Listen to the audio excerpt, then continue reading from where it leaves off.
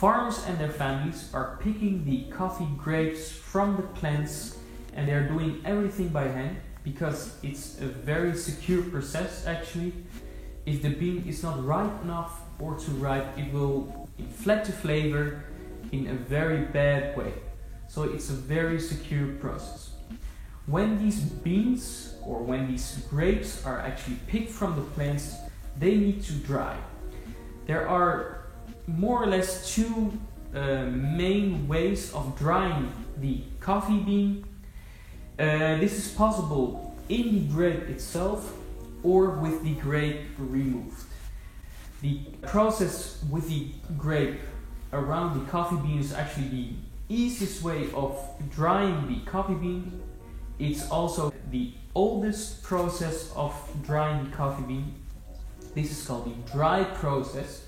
This will take from 6 weeks till 12 weeks until the grape is very sliding down in size, been dried out.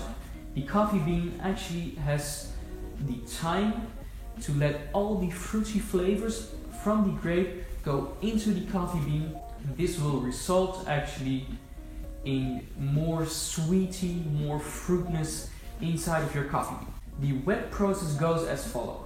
The outer shell, the coffee grape, actually is being removed from the bean with the parchment actually intact. This happens by putting a lot of water, a large stream of water.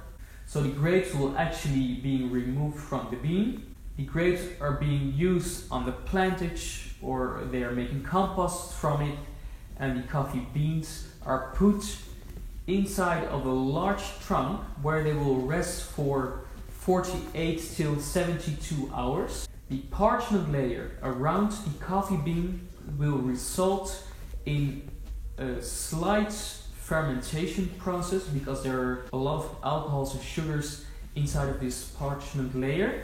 After 72 hours they are also removing this by washing it literally off. Then the coffee bean has got the silver skin around it, and that's totally fine because in the roasting process this will also fall out.